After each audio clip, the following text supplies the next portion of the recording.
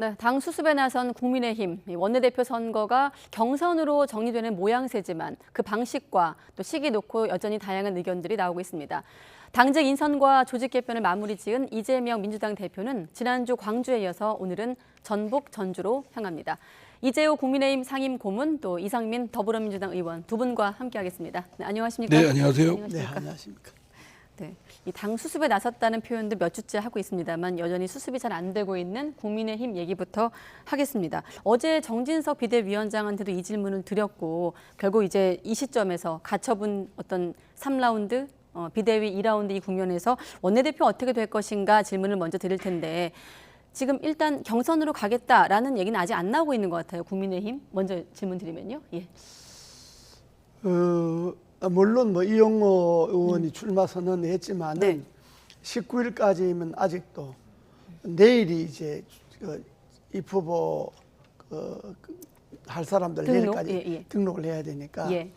내일 봐야 알겠지만은 입후보 등록해놓고도 뭐 취소하고 추대하면 할 수가 있는데 그러나 이 한 의원이 저렇게 출마 선언해버리면 저걸 취소시키고 추대하기가 좀 어렵죠.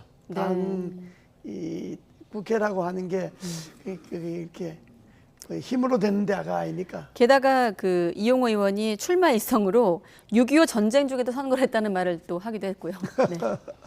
네. 예, 이 여러 뭐 하여튼 합의가 안 되면 네. 경선하는 건 뭐 원칙이라고 생각됩니다. 그러니까 예. 오히려 그 합의 추대를 하겠다는 게 왜 그런지 그 특별한 사정이 있어야 되거든요. 네. 근데 이제 말하자면 윤석열 대통령의 마음, 윤심이 작동하는 데 배경이 있다고 한다면 어느 경우나 저는 그건 매우 잘못된 것이죠. 말하자면 그 추대를 하든 또는 경선을 하든 하나의 국민의힘의 내부 의사결정이겠지만 네. 그러나 거기에 배경에 소문에 의하면 윤심이 작용을 하고 있다. 뭐 이렇게 얘기가 들리는데 그게 네. 사실일 경우라고 한다면 저는 문제가 심각하다고 봅니다. 여전히 당 의원들의 그 원내 사령탑을 뽑는 것도 윤석열 대통령의 눈치를 보고 또 그 시그널에 따라서 움직인다. 그러면 안 되죠. 네. 아까 화면에서도 조호영 의원도 전체 상황을 보고 있다라고 했고 정진석 위원장 같은 경우는 그래도 복수의 후보가 나오면 당연히 표 대결로 가야 된다라고 여러 가지 말들이 나오고 있는데 이상민 의원이 그대로 표현을 빌어오면 소문대로 라면이라고 했거든요. 윤심이 작동하고 있는 겁니까? 추대설은? 뭐 여당의 원내대표 선거는 항상 대통령실에서 보이지 않는 게 작용을 하죠. 네. 그건 뭐 내가 솔직하게 말씀드리면 네, 뭐 내 때도 현실적으로. 네. 뭐 저 할 때도 그랬으니까 네. 그런데 그게 약발이 먹힐 때가 있고 약발이 안 먹힐 때가 있는데 네. 그 누가 나와버리면 나오기 전에 그걸 이게 잘 이렇게 네. 정리를 해서 그냥 말 없이 편하지 않게 그냥 추대하고 이렇게 해야 되는데 네. 이번에는 처음에 추대하는 것이 좋겠다는 분위기를 좀 잡아봤는데 저게 안 되니까 저게 추대하기는 어렵게 되어버렸죠. 네. 지금 그 주호영 의원의 경우는 지난번 비대위원장 네. 하다가 단기로 끝났지 않았습니까? 가처분 1차 어쨌든 판단으로. 본인 책임보다는 가처분 결정의 인용 결정으로 물러났는데 다시 뭐 비대위원장을 한다든가 또 그런 얘기도 있었지 않습니까? 또는 또 원내대표를 맡는다든가 이러는 건 모양이 아주 안 좋죠. 뭐 책임이 어디에 있든 간에 네. 결과 책임을 지고 물러난 사람이 다시 그 지도부에 또 곧바로 들어간다라는 건 국민의힘이 어떻게 생각의 그 발상의 범위가 그 정도밖에 안 되나? 저는 좀 문제가 있다고 생각됩니다. 네, 그래서일까요? 윤상은 의원 같은 경우도 가처분 결과 나올 때까지 선출을 미루자. 일단 물리적으로는 19일에 의총 열어서 원내대표 선출해야 되는데 가처분 결과는 28일로 28일. 잡혀 있지 않습니까? 그러면 윤상현 의원 같은 경우는 그 뒤로 미루자는 의견인데 어떻게 보십니까? 그것도 일리 있는 이야기예요. 왜냐 그러면 28일 날 날짜가 잡혀져 있으니까 가처분 그 결과가 그러니까 이렇게 되든 저렇게 되든 매듭을 짓고 네. 원내대표 선거를 했으면 좋겠다 하는 거는 뭐 일리가 없는 이야기는 아니에요. 일리가 있는 이야기예요. 그러나 이제 당이 19일 날 날짜 잡아놨는데 네. 가처분 그거 염두에 두고 하기가 좀 쪽팔리니까 그냥 그대로 하는 거지. 자, 그러면 어쨌든 뭐 뽑아야 되는 건 맞기 때문에 방식과 시기는 좀 정해질 것 같은데 어떤 원내대표가 지금 국민의힘에 필요할까요? 지금 국민의힘 또 윤석열 대통령 정부에 가장 결핍되어 있는 건 그 협치, 특히 반대파와의 소통 이런 부분이 제일 결핍되어 있습니다. 네. 대통령도 따로 또 국민의힘 집권 세력도 또 막 내분에 휩싸이다 보니까 야당과의 협치는 뭐 저쪽으로 밀어놔서 지금 아예 관심도 안 갖고 있거든요. 네. 그러니까 원내 사령탑은 본래 협치에 주안점을 두고 해야 되겠지만 특히 윤석열 정부와 집권 여당인 그 국민의힘의 원내대표는 협치, 네. 특히 반대파 야당과의 소통이 잘 할 수 있는 의지 또 역량을 갖춘 분이었으면 좋겠다. 네. 대표적인 반대파인 이상민 의원께서 야당과의 협치가 중요한 원내대표 예, 말씀하셨고요. 그렇습니다. 지금 이번에 뽑히는 원내대표는 대통령실하고의 궁합보다가 야당하고 궁합이 맞아야죠. 지금 뭐 관건이 야당이 저 다수당인데다가 또 야당이 이제 보통 야당이 아니잖아요. 얼마 전까지 집권을 해본 야당이잖아요. 보통 야당이 예, 아니라 그저 뭐 골치 아픈 야당이잖아요. 지금 네. 야당하고 협치가 우선되는 그런 원내대표가 이번에 필요하죠. 네. 골치 아픈 야당의 이상민 그래서 의원과 저는 함께하고 있습니다. 네. 그 여야 간의 원내대표가 그래야 되겠지만 야당도 그래야 되겠지만 예. 여당 원내대표는 정말 끈기를 갖고 계속 반대파 야당과의 소통을 하는 의지와 그런 뭐랄까 덕목을 좀 갖추셔야 됩니다. 네. 예, 자꾸 대통령만 보고 있지 말고 제가 청와대 그러니까 대통령실에서 어떤 신호가 오나 이것만 귀담아 들으면 실패하죠. 네. 네. 하지만 일단 내부적으로는 이 문제부터 해결해야 되겠죠. 이준석 전 대표와 국민의힘 치열한 법적 공방을 벌이고 있습니다. 이와 관련해서 이준석 전 대표가 또 예상을 하나 내놓았는데 어떤 얘기를 했을까요? 그렇게까지 뭐 새로운 얘기를 하는 것 같지는 않았습니다. 그러다 보니까 이제 거꾸로 내용을 다투기보다는 각하 전술을 쓰는 것 같아요. 각하 요건이 안 된다. 그러니까 제가 무슨 그 징계당했으니까 소를 제기할 그런 당사자가 못 된다 이렇게 주장한다든지 그렇죠? 말도 안 되는 게 제가 당비 내면 넙죽 받아갈 걸요. 지금 와서 이제 다른 논리로 하긴 좀 어려우니까 그런 걸 들고 나오는 게 아닌가라는 생각을 하게 되고 그 각하 전술의 요체는 결국 아까 언급했듯이 윤리나 이런 다른 방법을 쓰지 않을까. 그러니까 어떻게든 제가 봤을 땐 비밀을 만들어가지고 제명 시나리오 이런 거 가동해가지고 그래가지고 당원이 아닌데요 이제 이렇게 갈 것 같아요. 이 전 대표가 지금 제명 시나리오라고 언급한 건 이제 국민의힘 측에서 당원권 정지, 가처분 자격 없다고 주장을 하고 있기 때문에 지금 연장선상에서 이런 발언을 한 건데 어제 나온 한 법조인은 사실 이 신문 과정, 가처분 관련해서 이 부분이 쟁점이 되지는 않을 거라고 했습니다만 일단 예. 공방이 이루어지고 있거든요. 저는 자격 어쨌든 있냐 없냐? 네. 이준석 그 당대표가 자꾸 저런 좀 행태를 보이는 건 자꾸 그러면 별로 보기가 좋지는 않습니다. 뭐 이유가 어찌됐든 간에 네. 저도 뭐 비대위 체제가 잘못됐고 그거는 빨리 원상태로 복귀해야 된다고 생각을 하고 정식으로 뽑힌 당대표를 저런 식으로 내쫓는 건 반민주적이다. 그렇기 때문에 사법부가 개입해서 제동을 걸어야 된다는 생각이지만 네. 뭐 이준석 대표의 자꾸 저런 평론가 같은 태도는 좀 별로 좀 안 좋은 것 같은데요.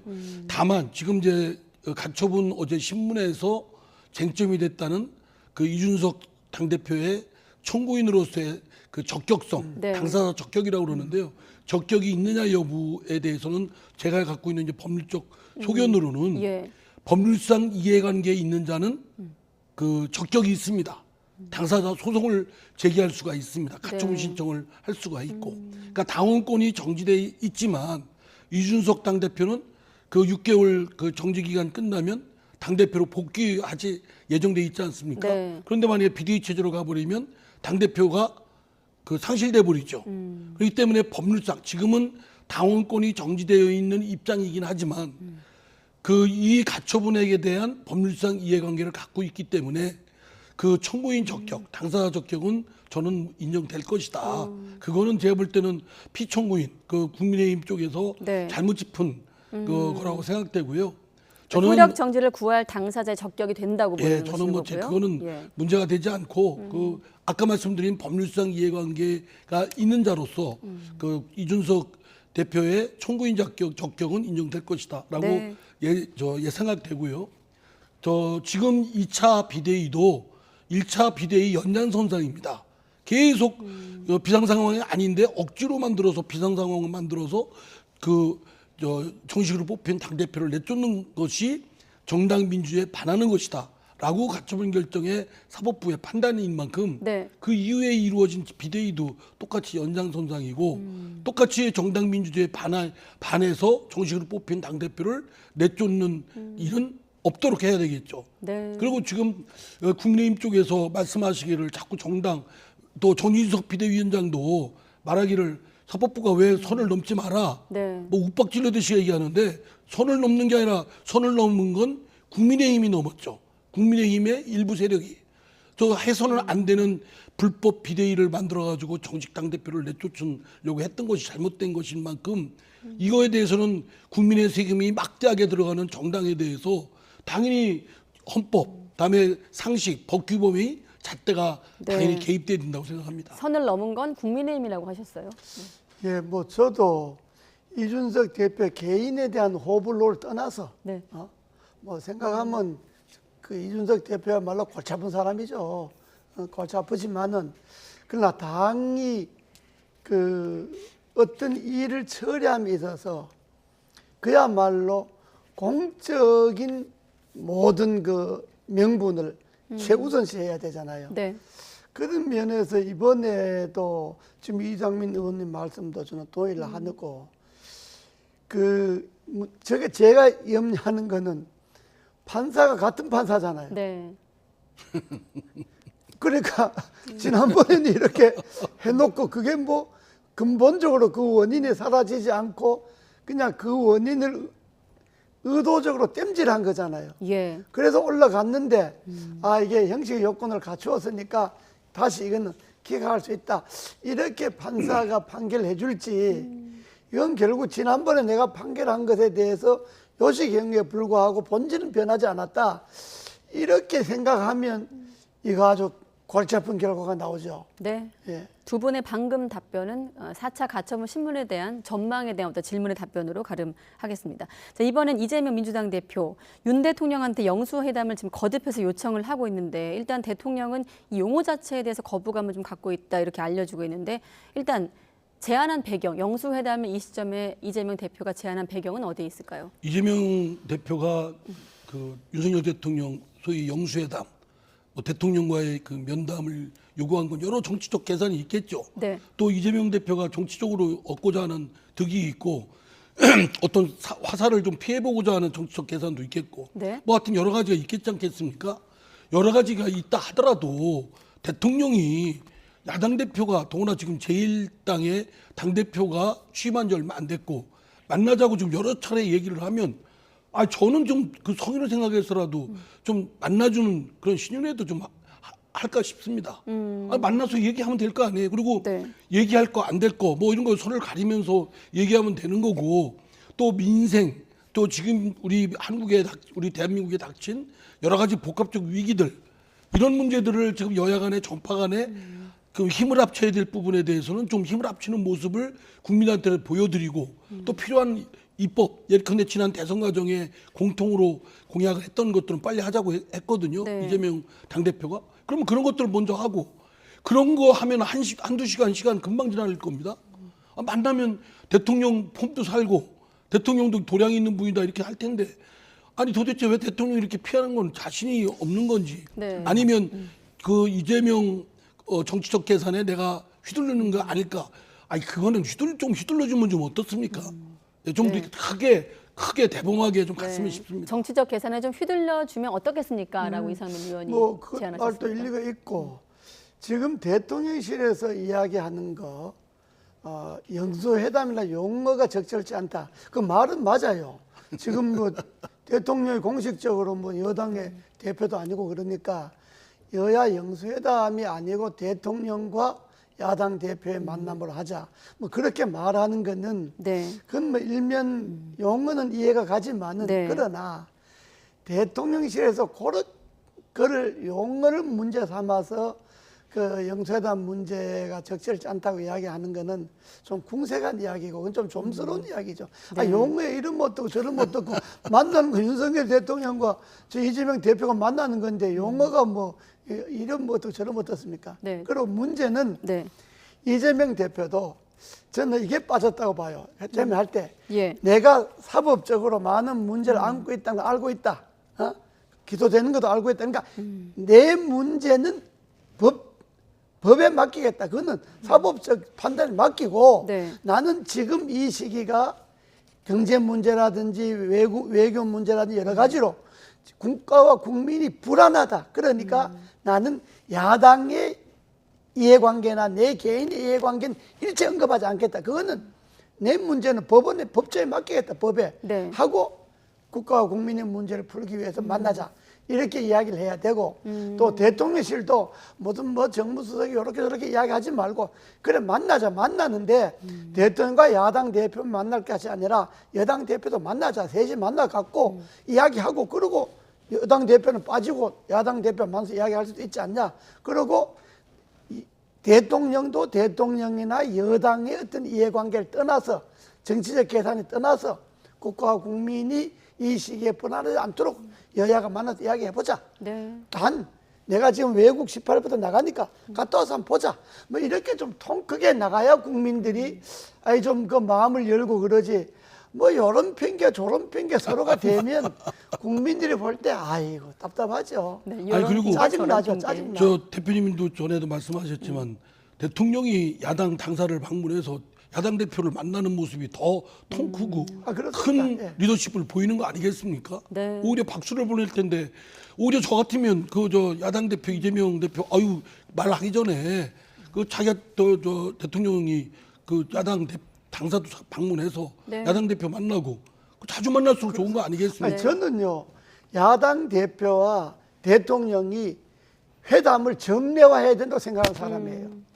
4개월에 한 번씩 보든 예. 3개월에 한 번씩 보든 야당 대표하고 만나갖고 앞으로 2년 동안에는 어차피 민주당이 다수당이니까 다수당의 대표를 만나서 협조 구할 것도 구하고 설명하도 설명하고 이렇게 하는 것이 국민들이 아 역시 윤석열 정부 뭐 다르구나 하고 좀 이렇게 믿음이 가는 거지. 네. 무슨 제안을 하면 요 핑계 저 핑계 대고 그 물론 대통령이야 그러기 않겠지만은 대통령의 사람들이 참모들이 제가 볼 때는 좀 쪼잔스럽다. 대통령의 사람들.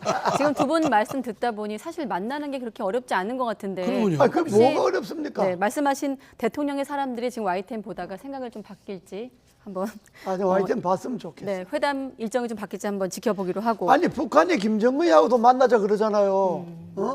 아이고 뭐 이산가족 뭐 대화하자 뭐하자 네. 이것저것 내놓고 대화하자 하면서 아니 자기 나라의 야당 대표를 못 만날 이유가 뭐가 있나요? 그거 뭐 이해관계 따질 게 뭐가 있어요? 지금 나라가 어렵고 경제가 지금 환율이 지금 1,400이나 1,500이나 가는 바인데 네. 아니, 만나서 좀 또 이재명 씨도 그 꽤가 많은 사람이니까 뭐 또 좋은 지혜가 나올지도 모르잖아요. 옳으신 말씀입니다. 네, 알겠습니다. 자, 대통령. 저는 그래요, 제 생각이. 네, 사실 꽤가 많은 이재명 대표에 대한 좀 질문을 드리고 싶은데 시간이 별로 없어서 한일 정상회담 또 한미 정상회담 중요한 속보가 들어왔기 때문에 여기에 대한 좀 두 분 의견도 듣고 싶습니다. 아직 의제를 안 정했다고 하거든요. 일단 한일 정상회담 같은 경우는 이제 윤 정부 출범 이후 처음인데 어떤 주제가 좀 의제로 정해져 있다고 보십니까? 지금 한일 관계는 놓여 있는 게 배상금 문제, 강제 집행, 현금화 이걸 어떻게든지 빨리 해결하는 것이 급하지 않겠습니까? 만약에 이거를 그냥 방치 상태에 두면 한일 관계는 급속도로 더 악화가 될 것이고요. 그냥 방치해서는 안 되니까 저는 여러 가지 지혜 방안이 나왔다고 생각합니다. 그래서 한국 내에 있는 배상, 강제징용 등 그 피해자들을 좀 잘 설득을 해서 그들이 동의를 얻는 전제하에 잘 해결됐으면 좋겠고요. 예. 미국도 그렇습니다. 지금 바이든 대통령 지금 자신이 전기자동차 이번에 그 인플레 감축법 네. 통과시키고 이 성과가 자기 성과다라고 하고 다니고 있지 않습니까? 지금 완전 뒤통수 맞은 격입니다. 지금 저 미국 의회나 연방 의회나 미국 행정부에 대한 우리의 좀 노력이 부족한 것 같아요. 그러니까 지금 이미 법이 통과돼서 지금 곧바로 타격 입는 것이 우리나라 자동차 수출에 관한 부분인데 이거는 뭐 지금 당장 놓여 있는 큰 불이기 때문에 윤석열 대통령이 가서 바이든 대통령 또 그리고 그 펠로시 그 하원 의장 이분들을 좀 만나서 법을 빨리 좀 유보하는 것으로 개정을 한다든지 뭐 하여튼 좀 예외 조항을 둔다든지 이런 노력을 해야 되는데 상당히 저 법이 일단 통과된 상황이라 어려운 상황입니다. 네. 예, 저는 한미 정상회담에는 두 가지를 해결해야 된다고 봐요. 네. 30분 만난다니까 15분 갈라서 전반부는 지금 말씀하신 현대자동차 문제지 않습니까? 인플레 감축법. 예, 네. 그 불이익 당한 거 그거 원상 회복 좀 해주고 두 번째는 이번에 북한이 그 핵 문제를 자기네들 법제화했잖아요. 그러니까 이제 비핵화 말은 더 꺼낼 필요가 없어요. 안 되는 거예요. 그러니까 지금까지 비핵화를 노래하듯 했는데 네. 이제 그게 안 통하게 됐잖아요. 그랬을 때 북한에 대한 소위 그 북한 핵에 대한 대처가 한미 간 어떻게 새로운 방향으로 공조할 것이냐. 난 이 문제는 이번에 반드시 이야기하고 와야 된다고 봐요. 그걸. 네. 그리고 일본과의 문제는 복잡하잖아요. 잘못 이야기하면 또 뭐 친일파다 아니다 뭐 이렇게 또 국내에서 시끄러울 거니까. 그러니까 그런 역사적인 문제는 뒤로 문제 놓고 일단 경제적 이해관계가 일치되는 부분. 이 부분은 난 이번에 한일 간에 좀 합의해 놓고 오는 게 그게 좋다고 봐요. 네, 대형 외교 이벤트 앞두고 두 분의 어떤 이를테면 조언 들어봤고 이 문제는 어떻습니까? 좀 판단이 필요한 부분인데 지금 여야 공방도 좀 번질 것 같고 태양광 문제, 탈원전을 추진했던 전임 문재인 정부의 에너지 정책 핵심이라고 볼 수 있는데 좀 단도직입적으로 자막에서처럼 이권 카르텔 비리입니까? 아니면 전임 정부 모욕축입니까? 글쎄 이제 그 상황이 현황이 네. 실제로 어느 정도까지인지가 밝혀지지를 않아서 말하자면 정부도 샘플로 해서 네. 일정 부분 잘못된 부분이 있다고 했지 않습니까? 뭐 잘못된 부분은 속아내고 책임을 물어야 되고 또 귀중한 혈세이니만큼 환수치도 있어야 되겠죠. 그러나 그러니까 에너지에 관한 정책은 매우 중요한 부분이고 이 에너지 빈국으로서의 대한민국이 가야 될 여러 전략적인 부분이 있고 네. 특히 신재생 에너지의 그쪽 방향으로 가야 되는 건 바꿀 수 없는 부분이라고 생각해야 합니다. 앞으로 뭐 탄소 중립 뭐 등등과 관련해서도 그렇고요. 그렇기 때문에 네. 이것이 지난 정부의 정책을 폐기하는 방향이라든가 전체를 다 묵살하는 뭐 한다든가 뭐 다 틀쑤셔가지고 정책을 완전히 오리무중으로 만드는 그런 어리석음은 없도록 교과사루에 그런 어리석음이 없도록 아주 신중하게 그리고 필요한 부분만 속간해서 뭐 책임을 묻는다든가 뭐 이런 진단과 대책이 필요하다고 생각됩니다. 예, 저는 이 문재인 정부의 3대 부패 사건 크게 첫째는 탈원전에 관련된 부패 사건, 네. 두 번째는 태양광, 세 번째는 금강 영산강 보호 해체 관한 거. 그러니까 부패가 꼭 뭐 돈을 어떻게 한 것만 부패가 아니라 예. 공무원들이 서류를 조작하거나 통계를 조작하거나 이것도 다 부패에 들어가는 거거든요. 그러니까 나는 그 기존은 태양광이라고 하는 기본적인 그 발상은 이어간다 하더라도 네.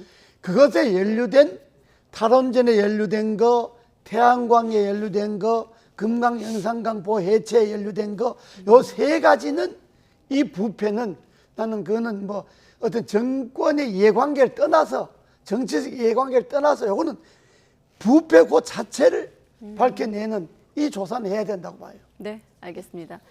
여기까지 듣겠습니다. 다음 주엔 또 본격적으로 정기국회 국면이고 또 국민의힘 같은 경우 원내대표 선출 여부가 또 결정되기 때문에 못다한 얘기는 다음 주에 두 분과 하겠습니다. 오늘 고맙습니다. 네, 감사합니다. 감사합니다.